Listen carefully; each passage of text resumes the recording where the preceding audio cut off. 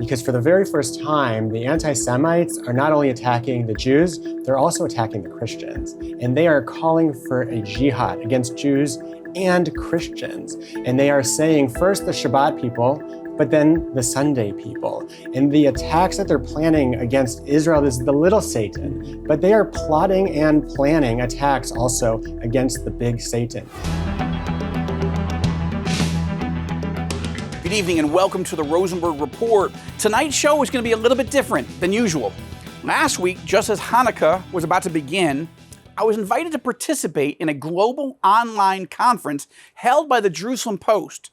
It focused on the massive and disturbing increase in anti-Semitic attacks against Jewish people in the United States and around the world, and how to counter such attacks.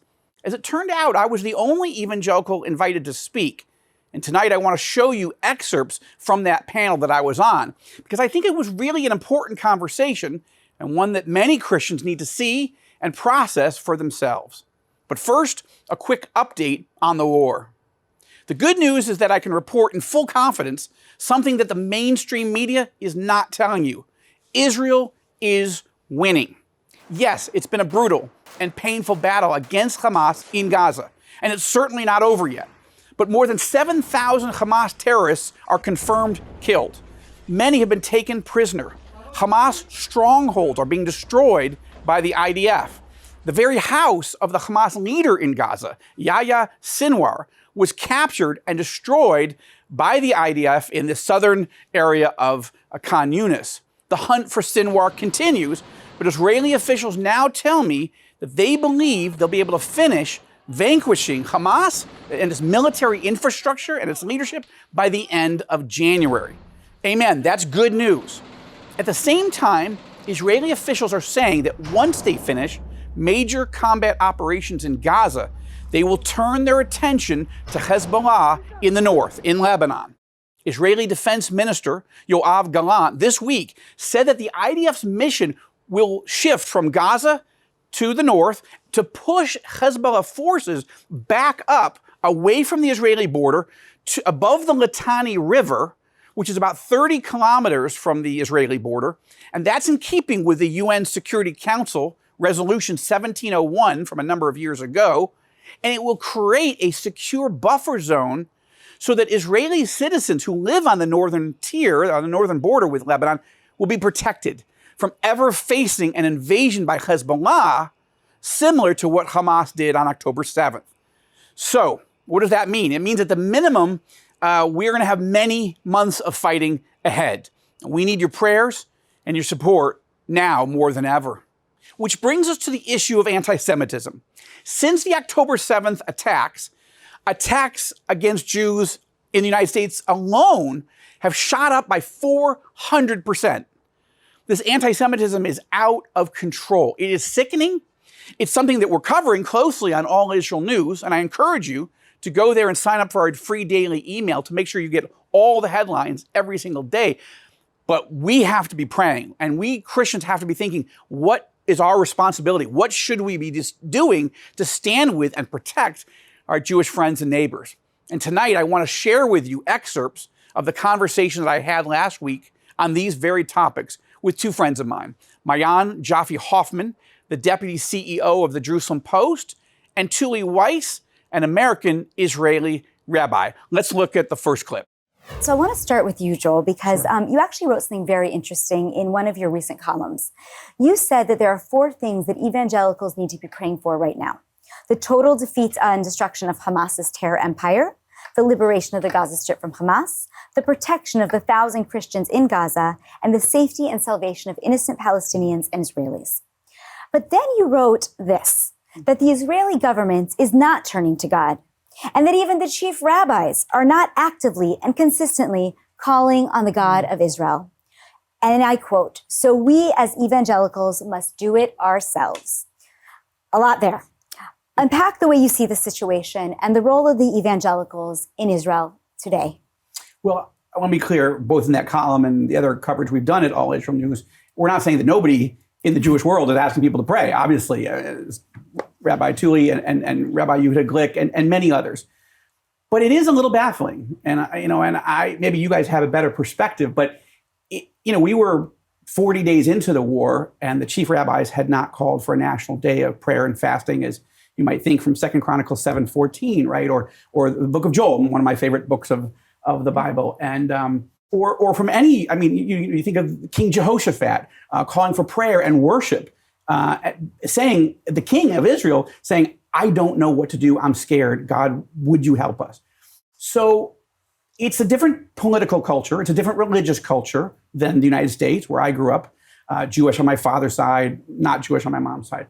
But I think it's a concern of mine. But I don't mean that Christians should do it instead of Jews. I just mean we need to. We're passionate about prayer. We need to intercede on behalf of a friend in need. But it is, I think, something that the country is going to have to process. Why it's not a wholesale, everybody, this is the day or this is the month or whatever. We need to plead for God's help, not because we don't trust the IDF, because the IDF alone, according to the Bible, the Jewish scriptures, isn't enough, right? And so for most evangelicals, that's curious, but we don't want, it's not a criticism, it's a concern. And it's the evangelicals standing up for Israel.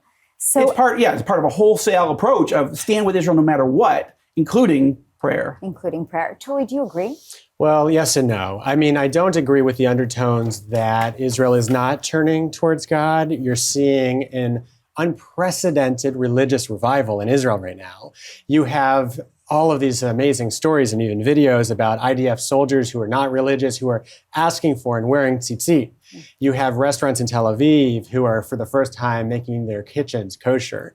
So you have this unprecedented turn towards God, which is very significant and important part of the whole war story. On the other hand, I do agree that it would be nice if the government took a more active role in the religious revival. But you got to remember that we have a secular government, and the people are more religious and more spiritual. And I think that when the dust settles, there will be a government that does look more religious and embraces God of Israel and is more faithful to the word in the Bible. In the last century, the conference today, and I wanted to start with that question, but the reality is that the conference today is really focused on the battle or the fight against anti-Semitism. In the last century, Christian anti-Semitism boiled over and led to the murder of 6 million of our people. Yet, miraculously today, there are tens of millions of American Christians who stand united with Israel. Joel, what's changed? Why? Yeah, I think there's two pieces of that. Well, there's many, but for the purpose of this discussion, I think it's two pieces. First, I wouldn't say it was Christian anti-Semitism in the first half of the 20th century. Adolf Hitler hated Christians, forced the Christians in Germany to take out the Bible and put in Mein Kampf instead, right? The swastika is a broken cross.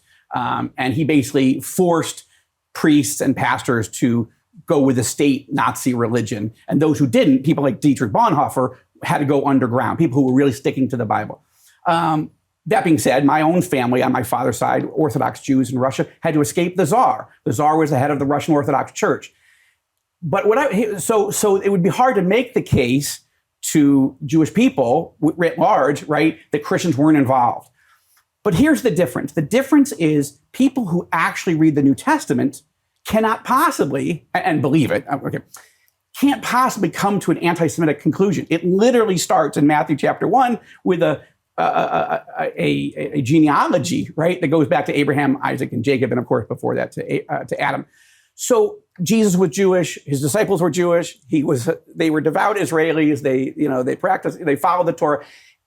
If you actually believe the New Testament, you cannot be an anti-Semite. But those who were proclaiming themselves as religious figures for much of the first half of the century, in very high political positions, they were Christians in name only, and that's the biggest problem. If you get post-Holocaust, what you find is a massive return. I'm not going to listen to my leaders so much as I'm going to read the Bible for myself. And once that happens, you have a fundamental transformational shift to people going, oh my gosh, Jesus was Jewish. He lived, even Israelis today think that Jesus was a Roman Catholic, right? He must be Italian. He doesn't have any connection to us. That's changing. But I'm saying even Christians, if you're only taught by a priest and you're not reading the Bible for yourself, and he's an anti-Semite, what are your options? How would you know unless you read the text for yourself? And that's been a great change, thank God. And we saw that, in the era, for example, of former U.S. President Donald Trump and the evangelical influence in the United States, that Christians really stood with Israel. Our own Prime Minister Benjamin Netanyahu has spoken about Christians being some of our best friends. Tuly, you questioned whether or not this relationship is actually going to survive.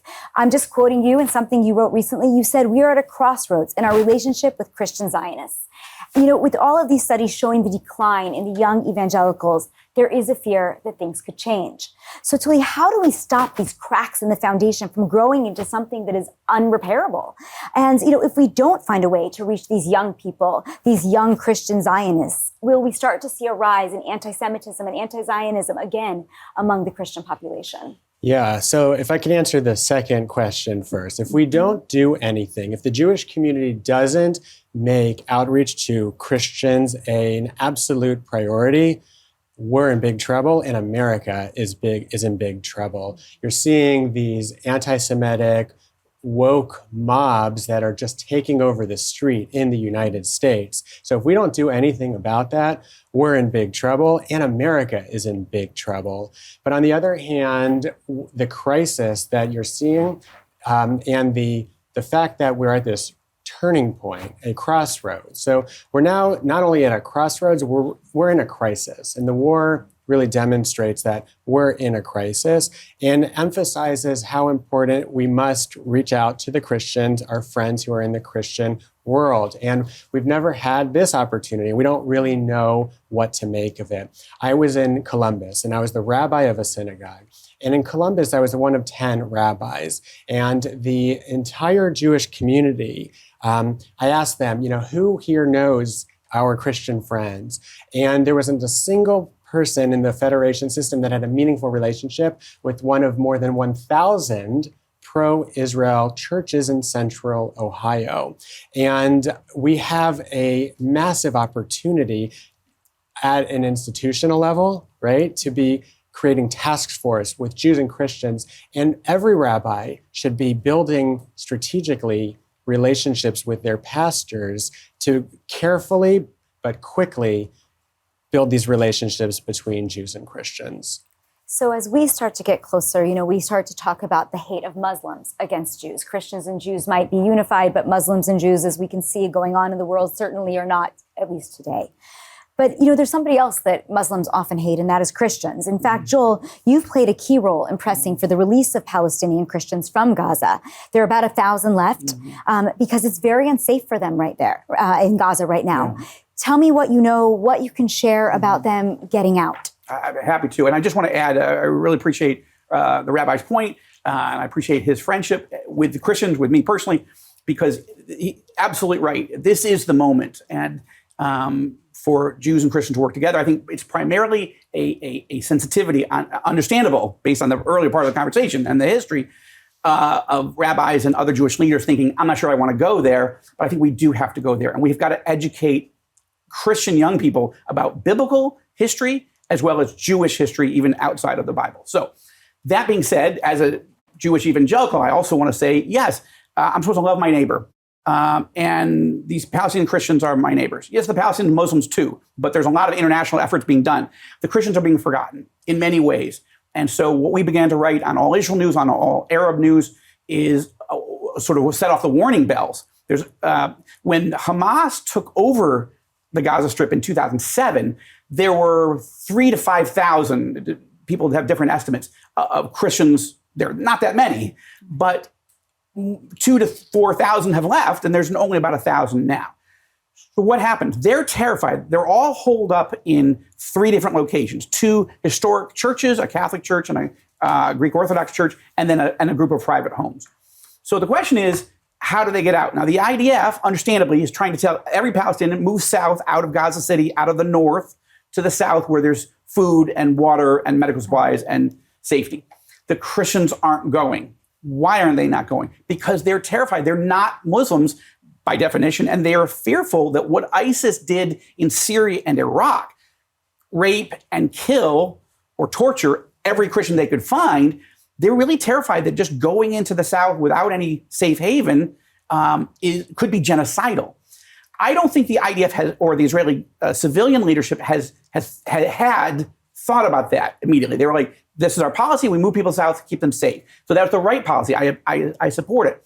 But I began to say, listen, I think the IDF and the Israeli civilian leadership needs a different approach with the Christians. We need to get them food, water, medical supplies, and doctors in those 3 locations. But also we need to think, how do we get them to safety? My encouragement is to move them to the West Bank. There's all kinds of political challenges with that, but at least that's their culture, that's their language. There are Palestinian Christians that can welcome them and want to.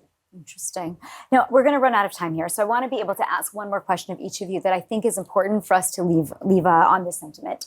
So, first of all, for Joel, I want to know, what do Christians need from the Jewish community in order to continue standing with Israel? But before you answer, and everybody has about 2 minutes to answer, okay, I want you to answer after that, please, Rabbi Weisz. What do Jews need today from the Christian community as we deal with the crisis that's unfolding in Israel?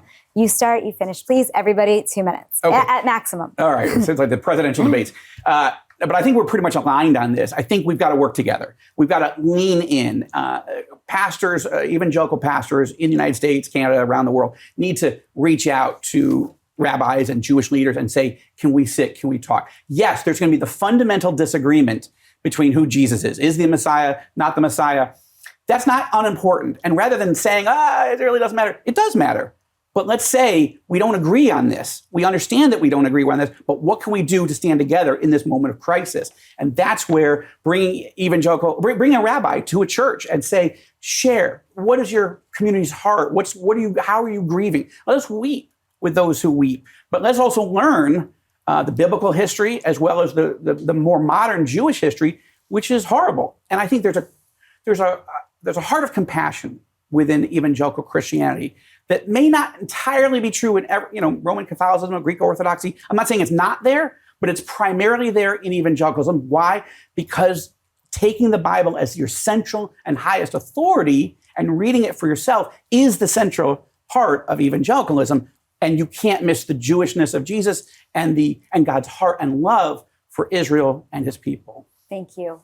Tuly. I think that what the Christians need to do is listen to what the anti-Semites are saying. Because for the very first time, the anti-Semites are not only attacking the Jews, they're also attacking the Christians. And they are calling for a jihad against Jews and Christians. And they are saying first the Shabbat people, but then the Sunday people. And the attacks that they're planning against Israel is the little Satan, but they are plotting and planning attacks also against the big Satan. And Christians are seeing this as a Jewish problem, as an Israel problem, and our soldiers are fighting because they understand that we're not only defending ourselves and our own families, we're defending civilization. And that's the part that I think that Christians need to understand. The silver lining is that as evil as the Hamas enemy is, and they are evil, they have woken up the faith community to stand together in unprecedented ways. And we know that God is bringing together Jews and Christians to together defend the land of Israel,